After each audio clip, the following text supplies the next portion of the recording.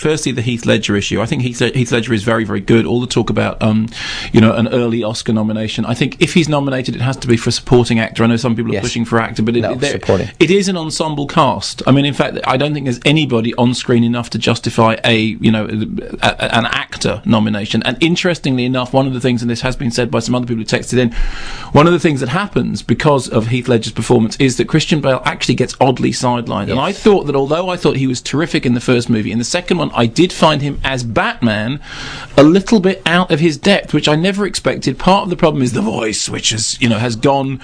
I know. What was that about? Well, there is the suggestion, isn't there, that it's a larynxy effect in order to distinguish between that identity and the other identity. But I did definitely feel that it sat very awkwardly this time round. It was too much. Yeah, it was. It really was. But is that a post-production thing? Well, it has been tweaked in post-production, but the suggestion is too much. I know. I thought that didn't work, and I thought that was a bit of a shame. And I like Christian Bale very much, but I did think that actually, as Batman, he wasn't as sure-footed as he had been in the past.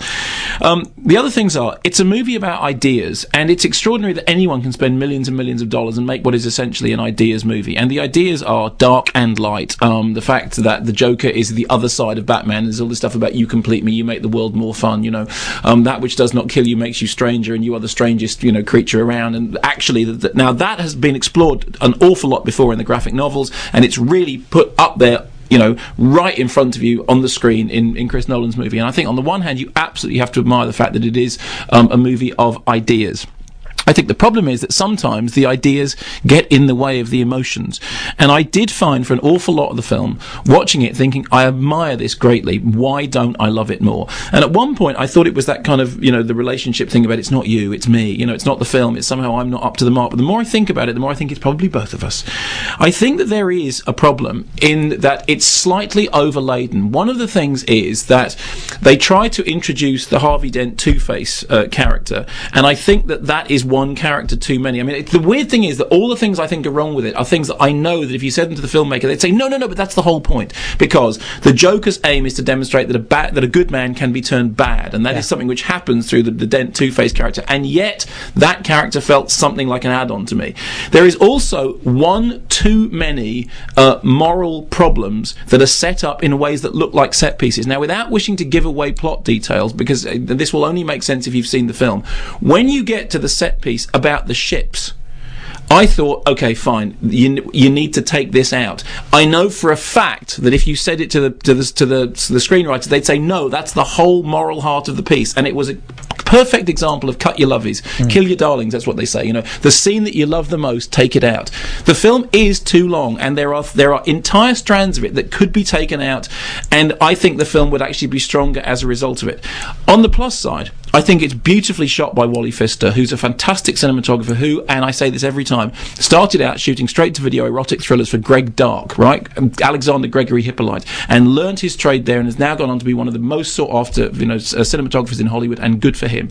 The best performance in the film, by a mile, is Gary Oldman. I mean, he just is. It's understated, and it's a proper character, and you absolutely believe in him. And what I want, if anything, is I want more of him, but it'd be lovely to see him get a nomination, because actually he's the guy who gets kind of overlooked in all of this. And I sat there thinking that I do think people should go and see it. I think that there is so much that the action sequences are very, very well constructed. The design is beautifully done. And I think its intentions are entirely in the right place, and its heart is entirely honourable. It is a film which doesn't give up the ghost of its ideas. And I've been complaining constantly about films which give up their ideas halfway through and just turn into people hitting each other. And it's odd, therefore, to find myself saying that the problem here is that there's so many ideas, or the ideas are so rammed down the audience's throat, that actually the point at which what you want is emotional engagement, I felt oddly detached. And this, I think, is the key thing for me. It's a strangely cool movie-going experience other than the action sequences. And I didn't find that with Batman Begins. There were things wrong with Batman Begins, but lack of emotional involvement was not one of them. You see, I just didn't get the whole "it's too long" thing. I never once looked at my watch. Oh, okay, well, fine. But I liked the Two-Face role. I thought, from the point of view of Aaron Eckhart, to play that role must have been wonderful, to do both sides of the coin. And also... Although it's interesting, I mean, as some people have pointed out, it's an interesting piece of casting to cast Aaron Eckhart, because Aaron Eckhart always plays slimy, creepy characters. Yeah. And when you see him as the good side, that's what I only believe him when he trips over into the bad side. That first scene, when you first see him, you think he's a creep. It's so funny. You go, oh, there's something wrong with him. Yeah, he's clearly straight away. Exactly. You know, even if you didn't know the story, you would. Yeah. There was some beautiful moments for me in terms of just individual scenes, rather than the greater, bigger picture of it. Pardon the pun.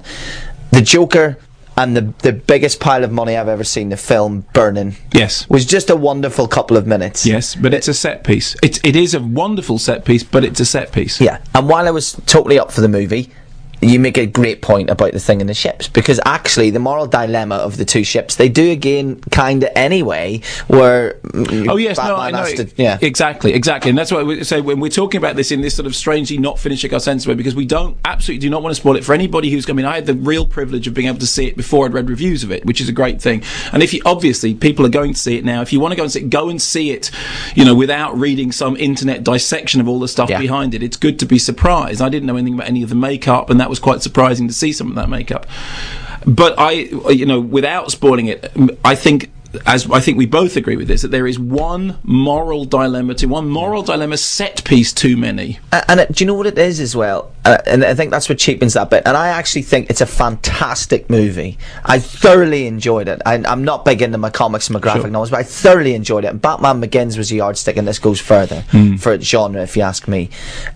But there was, Saw. Yes, the voice. You have to. This is your dilemma. Exactly. You thought that Christian Bale just said a little bit of that when Joker's on the phone and he's saying you've got to pick this or that, you've got to do that or the other. Okay. Let's play a game. I understand that. Unfortunately, that's because the Saw character is effectively ripped off a character which has its ancestry in the Joker. So what you're looking at is retrospective ripping off, which is kind of slightly unfair. I understand what you mean, but it's like the comic books were there before Saw. Yeah. And I also want to make absolutely clear, I am not saying to anybody don't go and see it. I think the fact that it's taken as much money as it has is perfectly fine, because thank heaven a film which is so ideas laden has made that much money. The only thing I would say is it's a 12A certificate, and I said this again with Batman Begins, it's not for kids. No. It's not a young. The BBFC have said that it's fantasy violence and it doesn't dwell on the injury and pain, but there were a couple of sequences in it that I thought were quite nasty. I'm quite glad they were quite nasty because they were meant to be, but it's not a young kids movie. Please take the 12A certificate seriously.